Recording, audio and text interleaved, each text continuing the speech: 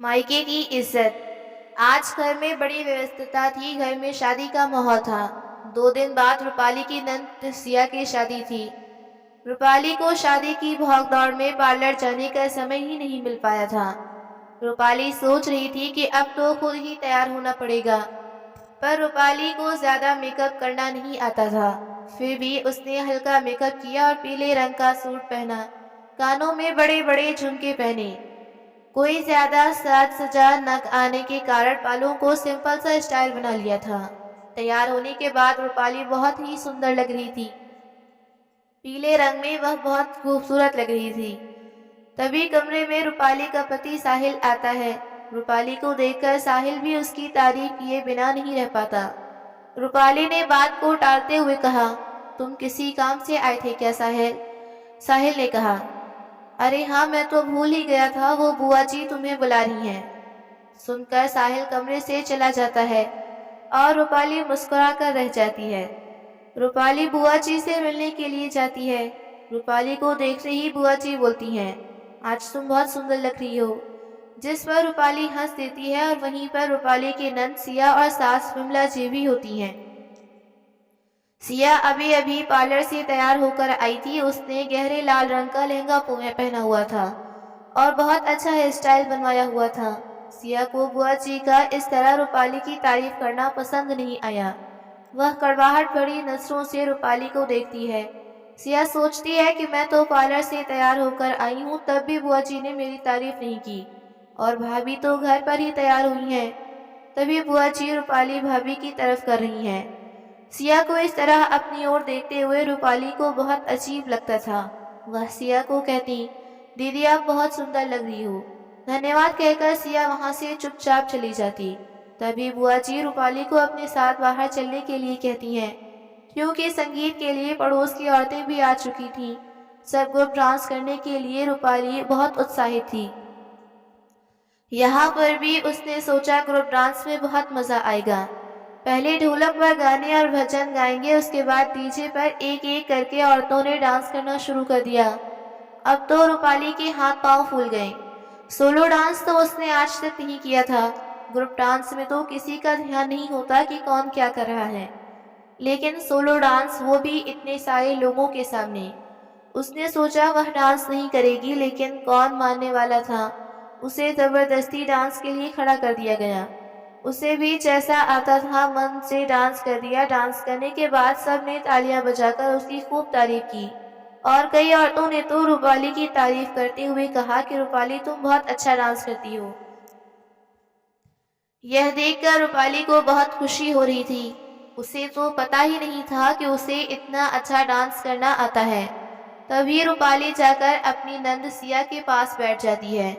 उसने देखा कि सिया की ड्रेस ब्लैकलेस है और उसके पीछे से स्टेप भी दिख रही हैं। दीदी आपकी स्टेप दिख रही है, कहते हुए रूपाली ठीक करने की कोशिश करती है तो सिया कहती है कि कोई बात नहीं भाभी, यह तो आजकल का फैशन है। रूपाली ने सोचा स्टेप दिखाना भी फैशन है, बड़ी अजीब बात है। उसे अपनी शादी का समय याद आ गया। शादी से पहले जब रूपाली का लहंगा तैयार होकर आ गया था, तो रूपाली की सास विमला जी ने उस लहंगे को देखने के लिए अपने पास मंगवाया था। लहंगे को देखकर विमला जी भड़क गईं और रूपाली को फोन करके कहने लगी कि तुमने लहंगे के ऊपर ब्लाउज क्यों बनवाया है, कुर्ता क्यों नहीं? तभी रूपाली ने उन्हें बताया कि सभी ने लहंगे को देखकर कहा था कि इस पर ब्लाउज ही अच्छा लगेगा, कुर्ती अच्छी नहीं लगेगी। तब विमला जी ने गुस्से में फोन काट दिया। उसके बाद साहिल का फोन आया कि तुमने ब्लाउज क्यों बनवाया है, मम्मी भड़क रही हैं। रूपाली ने साहिल का ब्लाउज बनवाने की वजह बता दी, लेकिन अब रूपाली को भी गुस्सा आ गया था। उसने कहा कि मेरा ब्लाउज बिल्कुल सही है, ना वह स्लीवलेस है ना ही उसका बड़ा गला है। लहंगे का दुपट्टा भी है जिसके ब्लाउज तो पूरा ढक ही जाएगा। और अगर इतनी ही प्रॉब्लम है तो यह बता दो कि साड़ी के ऊपर भी ब्लाउज बनवाना है या कुर्ती बनवानी है। रूपाली का गुस्सा देखकर साहिल बोला, नहीं नहीं, ऐसी कोई बात नहीं, वह तो मम्मी कह रही थी। लेकिन रूपाली को बहुत बुरा लग रहा था। एकदम संगीत की तेज आवाज से रूपाली वर्तमान में लौट आती है और विमला जी को देखती है, जो कि अपनी बेटी को देखकर फूले नहीं समा रही थी। उन्हें ना अपनी बेटी की ब्लैकलिस्ट जज दिखाई दे रही थी और ना ही अपने संस्कार। आज उन्हें अपने घर के संस्कार याद ही नहीं आ रहे थे। लोग अपनी बहू पर तो अपने विचार शादी से पहले ही थोपने लगते हैं और उसे शादी से पहले ही अपने कंट्रोल में करने लगते हैं। धीरे धीरे संगीत का प्रोग्राम खत्म होता जाता है। सभी लोग अपने अपने घर को चले जाते हैं। रूपाली भी काम खत्म करके जब अपने कमरे में जाने लगती है तो उसके पास कमरे से बुआ जी की आवाज़ सुनाई देती है, जिसमें अपना नाम सुनकर रूपाली कुछ क्षण के लिए रुक जाती है। बुआ जी सिया से कह रही थी कि आज रूपाली बहुत सुंदर लग रही थी और उसने डांस भी बहुत अच्छा किया। यह सुनकर सिया बोली, बुआ जी इसे सुंदर होना नहीं कहते। इतना सुनने की देरी थी कि तभी रूपाली भी उस कमरे में कुछ सामान लेने के बहाने से आ जाती है तो सिया उसे देखकर चुप हो जाती है।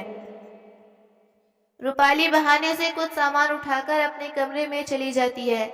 उसे सिया पर बहुत गुस्सा आ रहा होता है कि सिया उससे इतनी चढ़ती है कि किसी और से भी उसकी तारीफ नहीं सुन सकती।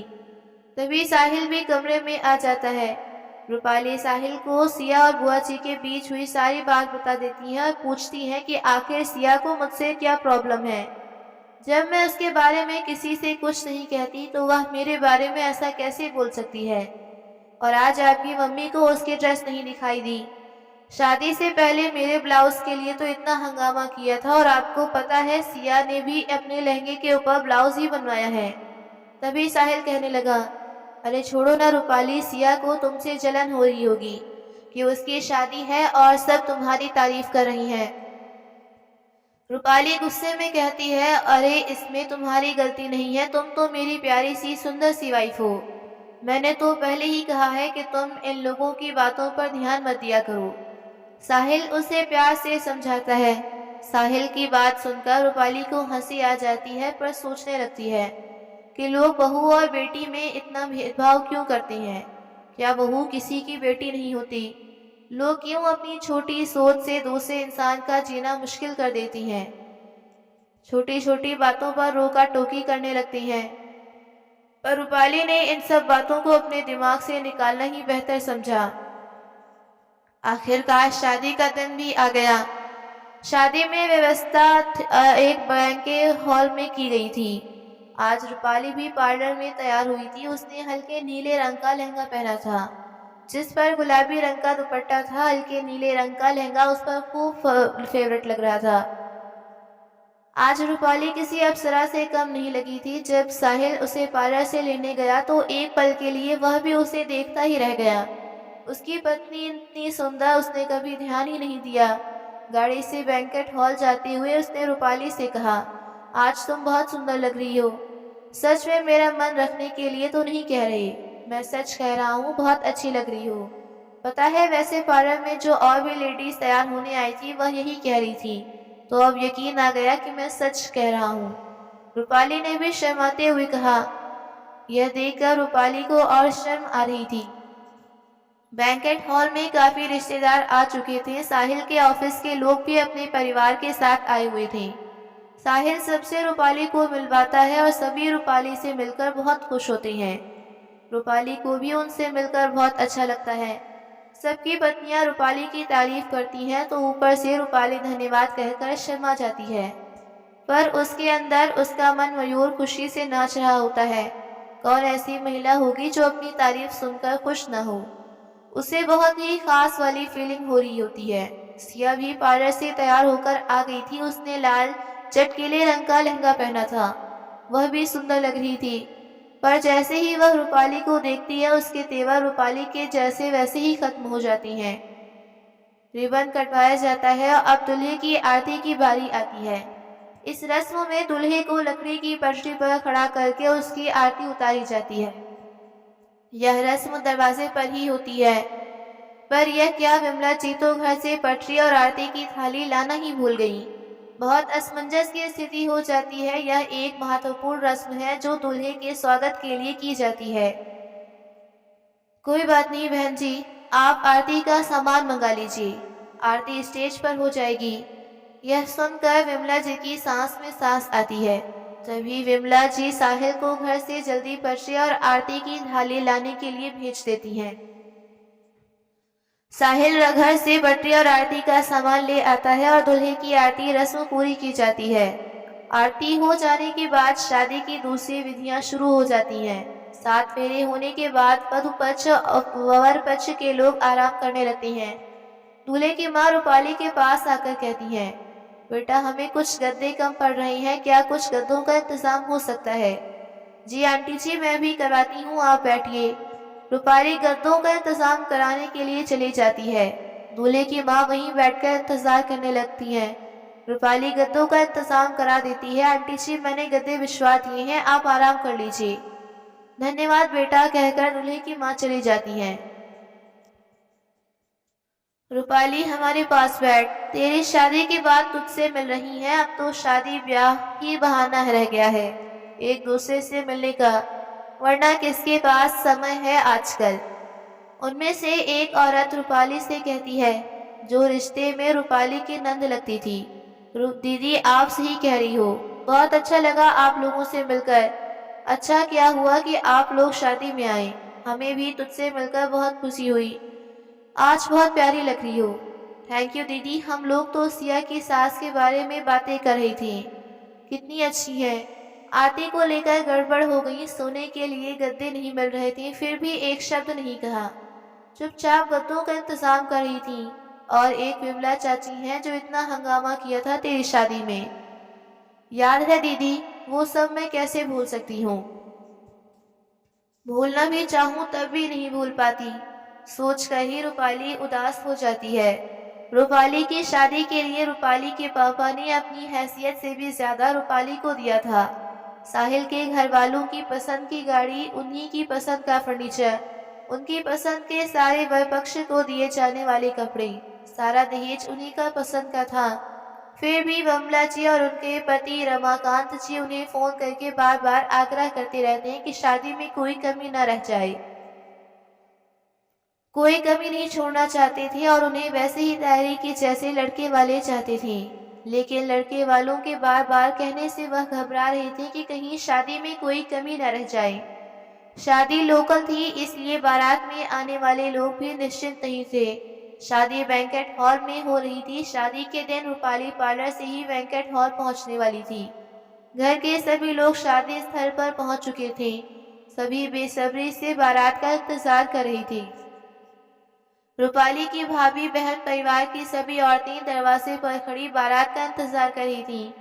दूसरी ओर शहर भर के मेहमानों का आना भी लगातार जारी था। लोकल शादी थी, इसलिए दोनों तरफ के लोग भी एक दूसरे को जानते थे। रूपाली के पापा और भाई उनके स्वागत में लगे हुए थे। रूपाली की छोटी बहन रिया तो आज बहुत खुश थी, आज उसे जूते चुराई का मौका जो मिलने वाला था। तभी नाचती गाती बारात भी आ जाती है। रिबन कटवाने की रस्म के बाद दूल्हे की आरती की तैयारी की जाती है। तभी एक गड़बड़ हो जाती है। लकड़ी की पटरी तो घर ही भूल गई। बस इसी बात पर विमला जी भड़क जाती है और जोर जोर से चिल्लाना शुरू कर देती है। इतनी भी अक्ल नहीं है कि दूल्हे की आरती में पटरी भी रखी होती है। रीति रिवाजों का बिल्कुल भी पता नहीं तुम लोगों को। बारात का ढंग से स्वागत करना भी नहीं आता। अगर शादी की तैयारी ढंग से नहीं कर सकते तो शादी करनी जरूरी थी।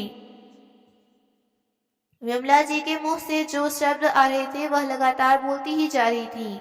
रूपाली की भाभी बहन और परिवार वाले चुपचाप उनकी बातें सुन रहे थे, जिससे उन्हें बहुत शर्मिंदगी हो रही थी। शादी का वातावरण अजीबोगरीब हो गया था, पर विमला जी तो रुकने का नाम ही नहीं ले रही थी। रिया को बहुत रोना आ रहा था, उससे वहां खड़ा नहीं हो जा रहा था। सारे मेहमान यह तमाशा देख रहे थे। फिर किसी तरह विमला जी की बहन ने उन्हें चुप कराया, तब अंदर लेके गई। जब जाकर कुछ शांति हुई, चुपचाप दूल्हे की आरती कर ली गई। रूपाली का भाई पंकज साहिल को स्टेज तक ले जाता है, जब तक चारों ओर सन्नाटा पसर जाता है। विमला जी के व्यवहार से सभी हैरान थे कि वह ऐसा कैसे कर सकती हैं। सारे मेहमानों के सामने लड़की वालों को इतना कैसा सुना सकती हैं। पर विमला जी को अपने किए पर कोई पछतावा नहीं था। पंकज के दोस्त रवि से नहीं रहा जा रहा था। वह पंकज से कहता है, यार कैसे लोगों ने तूने अपनी बहन की शादी करा दी, यह तो बहुत घटिया लोग हैं। इस पर पंकज कहता है, हमने तो इनके बारे में पूछताछ की थी, तब तो सही लग रहे थे। रवि पंकज से कहता है। अब पंकज को भी अपनी बहन की चिंता हो रही थी। वह सोच रहा था कि जो औरत इतने लोगों के बीच ऐसा व्यवहार कर सकती है, वह अपने घर पर क्या करती होगी, कैसे रहेगी रूपाली। अभी पंकज यह सोच ही रही थे कि तभी रूपाली भी बैंकेट हॉल पहुंच जाती है। शादी की सभी रस्में हो रही थी, पर रूपाली को कुछ कमी लग रही थी, क्योंकि कोई भी खुश नजर नहीं आ रहा था। किसी ने कोई मजाक नहीं किया, न जूते चुराने की रस्म हुई, बस बेसन से उपस्थिति थी। फिर शादी होने के बाद रूपाली और साहिल को घर ले जाया गया, क्योंकि विदाई वहीं से होनी थी। जब रूपाली घर पहुंची तब अकेले में जाकर उसके परिवार वालों ने उसे बताया कि शादी में बहुत बड़ा हंगामा हुआ था। रूपाली को यह जानकर बहुत दुख भी हुआ और उससे बहुत गुस्सा भी आ रहा था, अपनी सास विमला जी पर नहीं बल्कि अपने घर वालों पर, क्योंकि उन्होंने चुपचाप उनकी बातें सुनी। उसे उन्होंने पहले क्यों नहीं बताया। उसे ऐसी शादी नहीं करनी थी जिसमें उसके परिवार की बेइज्जती हो। उनकी हिम्मत कैसे हुई ऐसा करने को। फिर रूपाली की मम्मी उसे समझाने लगती हैं, जो हो गया सो हो गया, तो गुस्सा लेकर ससुराल मत जा। शादियों में यह सब तो होता रहता है, अब शादी भी हो गई और उसे अच्छे से निभाना। रूपाली चुपचाप अपनी मम्मी की बातें सुनती रहती है। आज पहली बार उसे अपने होने पर अफसोस हो रहा था। उन्हें इतनी बातें सुननी पड़ी। क्या लड़की के माता पिता होना इतना बुरा होता है? क्या उनकी कोई इज्जत नहीं होती? यह सोचकर हुई रूपाली भारी मन से अपने घर से विदा हो गई। रूपाली कहाँ खो गई? रूपाली की नंद ने रूपाली को हाथ लगाकर पूछा। उनके हिलने से रूपाली अतीत से वर्तमान में लौट आई।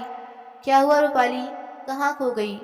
नंद रूपाली से पूछती है। कुछ नहीं दीदी, बस ऐसे ही कुछ सोच रही थी, कहकर मुस्कुरा देती है, पर वह मुस्कुराहट उसके अंदर के दर्द को छिपा नहीं पाती। तभी एक महिला जो रिश्ते में उसकी जेठानी लगती है उससे पूछती है, रूपाली तेरे मायके वाले कहीं दिखाई नहीं दे रहे, क्या वह शादी में नहीं आए? रूपाली गहरी सांस लेते हुए कहती है, दीदी कैसे आते जब उन्हें बुलाया ही नहीं गया। उन्हें तो शादी का कार्ड तक नहीं दिया गया। अब तक कई रिश्तेदार उसके मायके वालों के बारे में पूछ चुके थे। हर बार जवाब देते हुए उसका मन टूट जाता था। शादी का कार्ड नहीं दिया गया, ये तो हद हो गई। अपने संबंधियों के साथ कोई ऐसा कैसे कर सकता है? चाहे कोई भी बात हो, पर कार्ड तो देना ही चाहिए था। दीदी यहाँ तो हो जाए वह कम है, अब तो सब कुछ जानते हैं, कहकर रूपाली चुप हो गई। रूपाली को यूं उदास देखकर उसकी जेठानी बात को बदल देती है।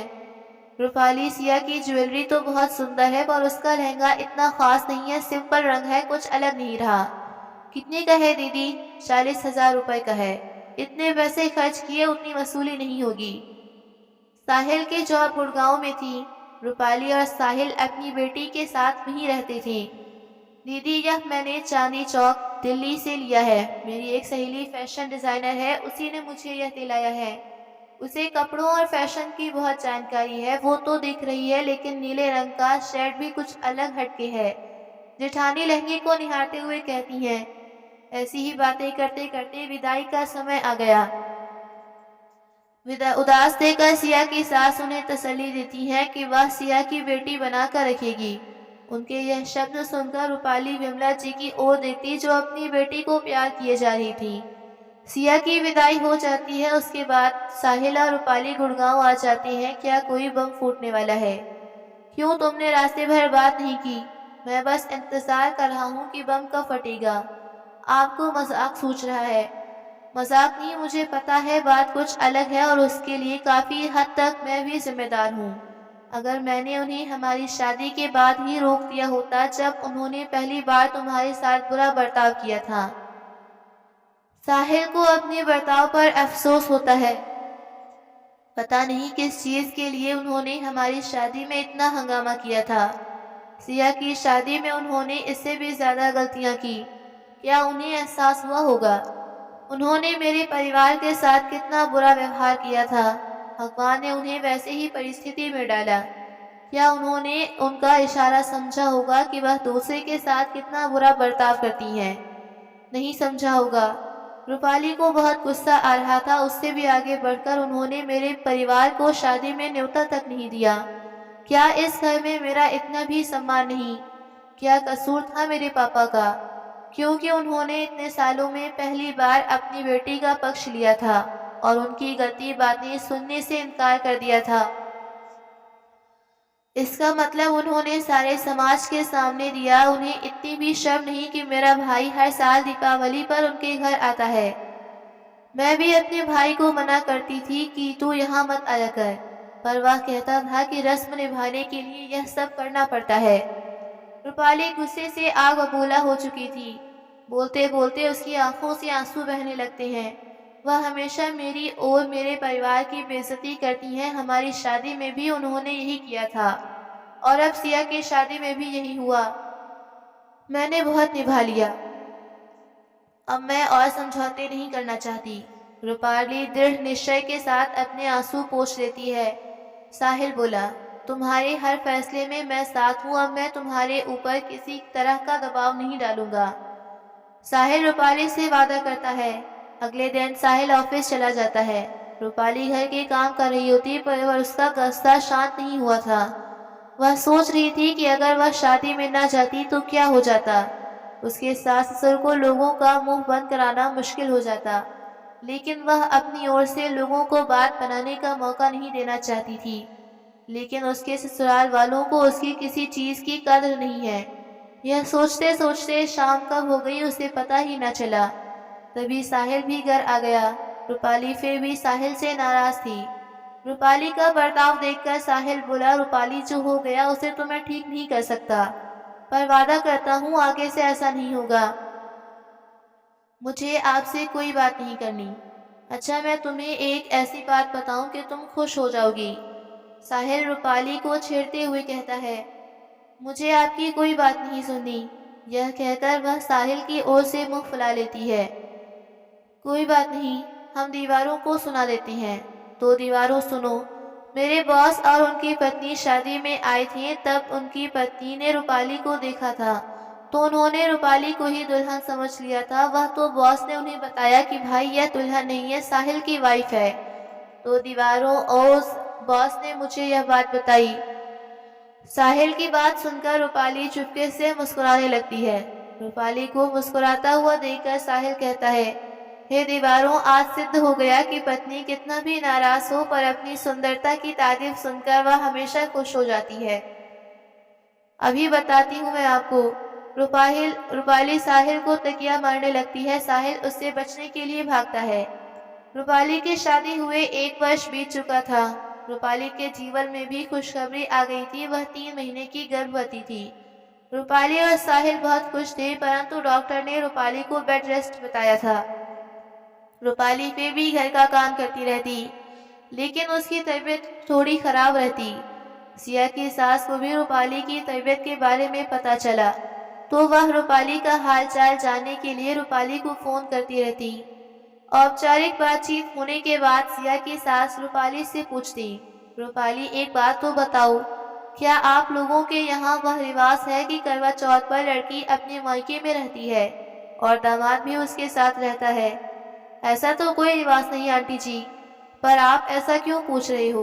रूपाली उत्तर देती है, अरे तुम्हारी सास का फोन आया था, वो करवा चौथ आने वाला है तो वह कह रही थी कि आप लोगों के यहाँ ऐसा रिवाज नहीं, पर हमारे यहाँ तो ऐसा ही है, इसलिए मैंने सोचा कि तुमसे भी एक बार पूछ लूं। आंटी जी, मेरे समय में तो ऐसा रिवाज नहीं था, बन गया हो तो पता नहीं। रूपाली को अपनी सास के कथन पर हैरानी हो रही थी। कोई बात नहीं रूपाली, तुम अपना ध्यान रखना, सब ठीक हो जाएगा। मैं फोन रखती हूँ आंटी। नमस्ते बेटा। फोन कट जाता है और रूपाली सोचती रह जाती है कि कैसे लोग हैं, ये सब चीजों को कैसे अपने हिसाब से बदल देते हैं। मुझे तो मेरी पहली करवा चौथ पर मेरे घर तक जाने नहीं दिया था। तब यह रिवाज नहीं था और दामाद को रखने का भी अच्छा बहाना है, जबकि इन्हें तो मेरे घर पर 10 मिनट से भी रुकने नहीं देते थे। सोचते सोचते रूपाली अपनी पहली करवा चौथ के बारे में सोचने लगती है। शादी होने के कुछ महीनों बाद साहिल रूपाली को अपने साथ गुड़गांव ले आया था। रूपाली की पहली करवा चौथ आने वाले की रूपाली की सास बहुत खुश थी।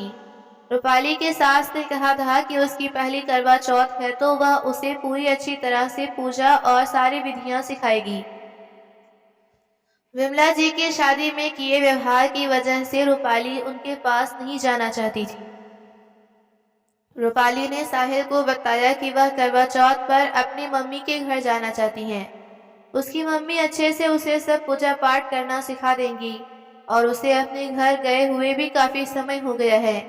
उसके मम्मी पापा से मिलने को बहुत मन कर रहा है। साहिल रूपाली से कहता है तो रूपाली खुश हो जाती है। उसका अपने घर जाने का बहुत मन हो रहा था। साहिल शाम को अपने घर फोन करता है और रूपाली को करवा चौथ पर उसके घर भेजने के लिए पूछता है। साहिल की बात सुनते ही उसके मम्मी पापा भड़क जाते हैं। फिर वह साहिल पर गुस्सा करते हुए कहती हैं। फिर वह रूपाली से फोन देने के लिए कहते हैं। साहिल रूपाली को फोन पकड़ा देता है। रूपाली डरती डरती फोन ले लेती है।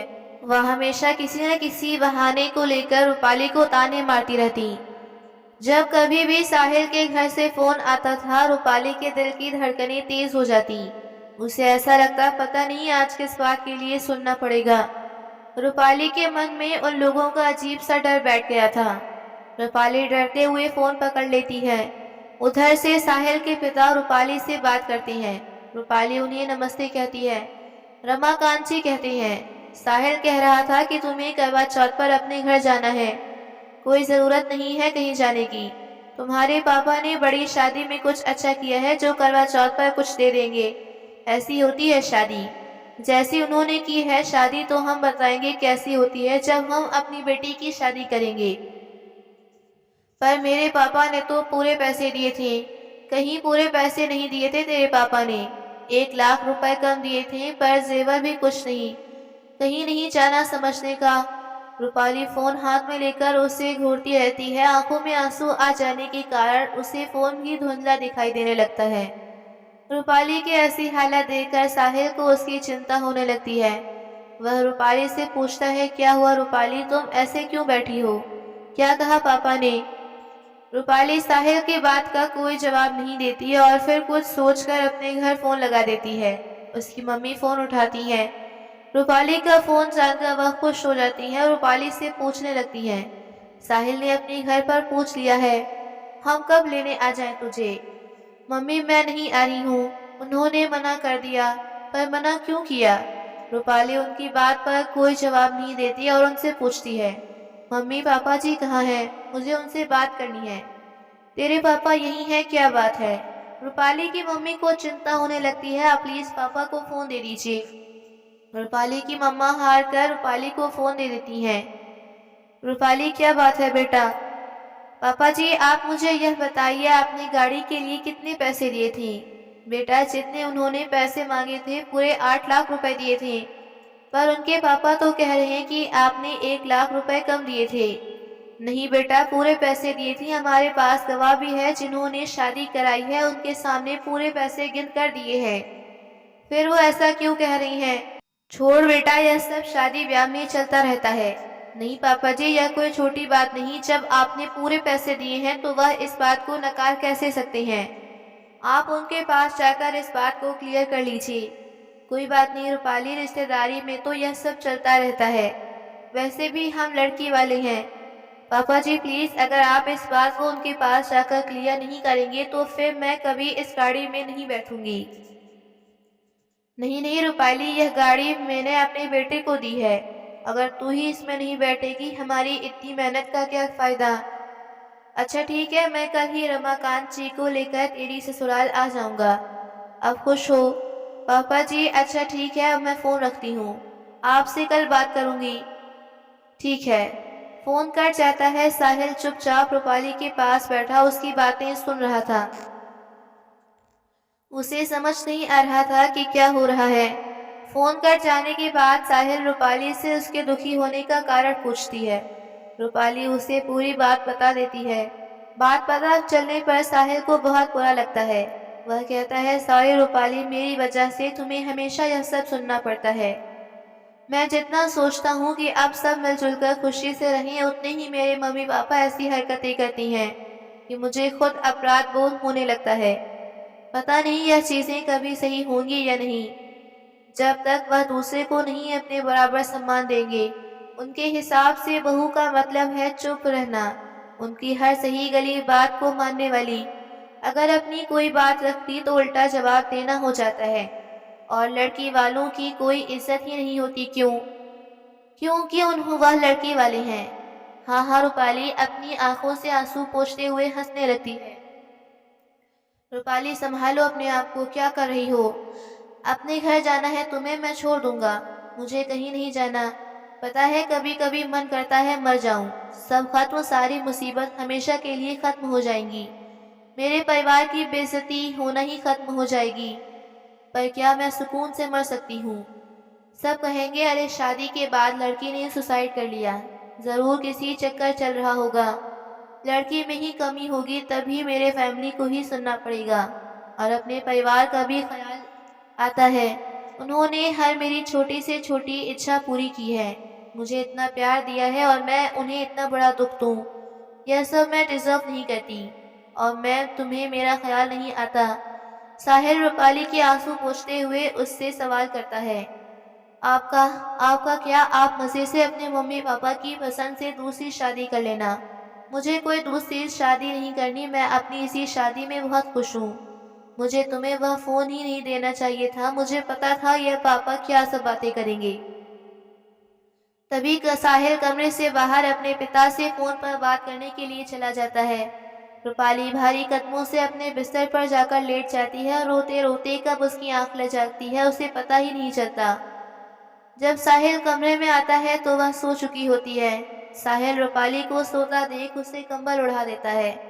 साहिल रूपाली को सोते हुए देख रहा होता है कि कितनी खुश थी उसकी रूपाली अपने घर जाने के लिए, कितनी उत्सुक थी, पर एक फ़ोन ने उसकी सारी खुशियाँ छीन ली।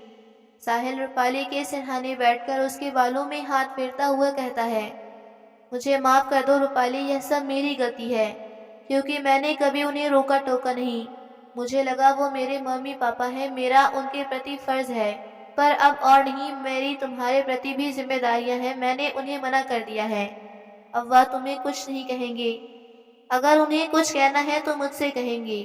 अब मैं तुम्हें कभी किसी को कुछ नहीं कहने दूंगा, यह मेरा वादा है तुमसे। अगले दिन रूपाली की आंख खुल जाती है, वह बालकनी में जाकर खड़ी हो जाती है।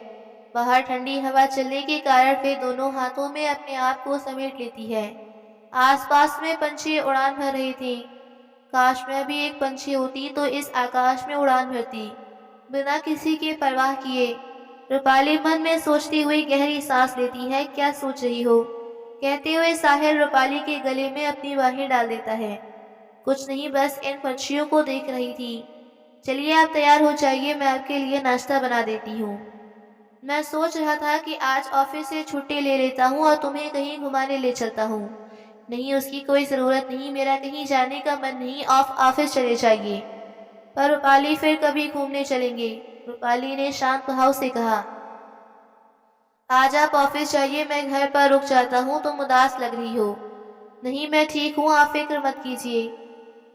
आपको पता है ना, मुझे थोड़ा समय लगता है पर मैं ठीक हो जाती हूँ। कल के बारे में देखिए, अभी मुझे इस बारे में कोई बात नहीं करनी। अच्छा ठीक है, जब तुम्हारा मन होगा तब बात करेंगे। रूपाली हाँ में से हिला देती है। साहिल तैयार होकर नाश्ता करके ऑफिस चला जाता है। रूपाली बार बार घड़ी की ओर देख रही थी। आज उसका समय काटे नहीं कट रहा था। आज घड़ी इतनी धीरे धीरे क्यों चल रही है? वह एक दो बार अपने घर फोन कर चुकी थी। उसकी मम्मी ने उसे बताया कि उसके पापा जी हरिप्रसाद अंकल के साथ ससुराल गए हुए थे। दोपहर के 2 बज चुके थे। तभी फोन की घंटी बजती है। रूपाली की मम्मी का फोन था। रूपाली ने फोन का रिसीवर उठाते ही हड़बड़ाते हुए पूछा, मम्मी क्या बात क्लियर हो गई? हाँ बाबा, हो गई। जैसे ही तेरे पापा जी घर आए हैं उन्होंने सबसे पहले तुझे ही फोन करने को कहा। ले अपने पापा से खुद बात कर। हेलो हेलो पापा जी, नमस्ते। पापा जी, सारी बात क्लियर हो गई। उन्हें पता चल गया कि हमने पूरे पैसे दिए हैं। हाँ बेटा, पता चल गया, पर तू पहले सांस तो ले। आपने जो कहा है उसे सुनने के बाद अब मैं चैन की सांस ले पा रही हूँ, वरना कल से तो मेरा दम घुट रहा था। बेटा तू ऐसे परेशान ना हुआ कर, हम हैं ना तेरी हर परेशानी को दूर करने के लिए। जानती हूँ पापा जी, तभी तो मैं सोच रही थी कि रूपाली चुप हो गई। पर पापा जी आपने उन्हें यकीन कैसे दिलाया? यह सब तो हरि प्रसाद जी का कमाल है। तू तो जानती है तेरे ससुराल वालों ने अपनी सारी डिमांड हमें पेपर पर लिख कर दी थी, और क्योंकि वह बिचौलिया थे और हमने जानकार भी, तो मैंने सारा सामान और गाड़ी के पैसे उन्हीं से तेरे ससुराल वालों को दिलवाए थे। तो जब उन्होंने सभी कुछ उन्हें दे दिया तो तेरे सास ससुर के उनके द्वारा दिए गए पेपर से मिलवाया भी, और जब सब कुछ उनकी मांगों के अनुसार था तो उनके उस पेपर पर हताशा लिए थे कि हमने उनकी ओर से इतना सामान और पैसे उन्हें दिए हैं और आज वही पेपर काम आ गया। वाह पापा जी, हरि प्रसाद अंकल ने तो कमाल कर दिया। हाँ बेटा, आज उन्हीं के कारण हम यह सिद्ध कर पाए, वरना हमारी बेटी तो कभी उस गाड़ी में नहीं बैठने वाली थी जो उसके पापा ने उसे दिलाया था। पापा जी देख रूपाली बेटा, कोई और भी तुझसे कुछ हमारी शादी के अनमोल है। हमने तेरी शादी की है, तुझे छोड़ा नहीं है। अगर हम उनकी गलत बातें बर्दाश्त करते रहें तो तेरी खुशी के लिए, और अगर तू ही खुश नहीं तो इन सब का क्या फायदा? पापा जी अगर आप मुझे खुश देखना चाहते हैं तो मुझसे वादा कीजिए कि आगे से आप उनकी गलत बात बर्दाश्त नहीं करेंगे। हमारी खुशी तो बस इसमें है कि तू हमेशा खुश रहे। अच्छा अब जल्दी से फोन रख और कुछ खा ले, सुबह से तूने कुछ नहीं खाया होगा। आपको कैसे पता? हम क्या अपनी बेटी को नहीं जानते? पापा जी आप दुनिया के सबसे अच्छा पापा हैं, और तू दुनिया की सबसे अच्छी बेटी। अपने पापा से बात होने के बाद अब रूपाली को काफी हल्का लग रहा होता है। रूपाली वर्तमान में लौट आती है। उसे अपनी पहली करवा चौथ पर अपने घर जाना था और कहाँ उन्होंने पैसे को देकर उसे ताना मारना शुरू कर दिया। रूपाली को याद आया कि जब उसने अपनी सास को बताया कि वह अंडे खाती है, तो उसकी सास तो न कर बोली थी, अगर हमें पहले पता होता तो हम ऐसी लड़की से अपनी बेटी की शादी ही न कराते जो अंडे खाती है। हमारे घर में अंडे खाने का रिवाज नहीं। रूपाली ने उसी दिन से अंडा खाना छोड़ दिया। यह बात अलग है कि सिया विमला जी के सामने बैठकर ही एग रोल खाती थी और वह उसे कुछ नहीं कहती। हालांकि साहिल ने कई बार रूपाली से कहा कि वह अगर एग रोल खाना चाहती है तो खा सकती है, किसी को पता नहीं चलेगा, पर रूपाली ने मना कर दिया। वह नहीं चाहती थी कि जो उनके यहाँ मना है वो काम करे। उसने साहिल से कहा, देखिए अंडा कोई ऐसी चीज नहीं जो मैं छोड़ नहीं सकती, और जब आपके यहाँ नहीं खाया जाता तो मैं छुपकर भी नहीं खाऊंगी।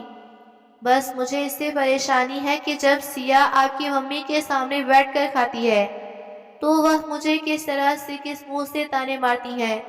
पर रहने दीजिए, मुझे अब इन सब बातों की आदत हो गई। रूपाली ने सोच लिया था अब वह कोशिश करेगी कि ऐसी बातों पर ध्यान न दे, क्योंकि जब ध्यान देती है तो नुकसान उसका ही होता है।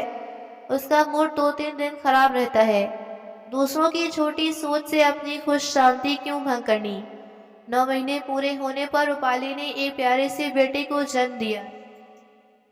उसकी जिंदगी अब खुशहाल थी। उसने निश्चय किया कि वह दूसरों की किसी भी अच्छी बात पर ध्यान नहीं देगी। दूसरे नहीं बदलने वाले, इससे अच्छा है हम बदल जाएं और उन चीजों पर ज्यादा ध्यान दें जो हमें खुशी देती है।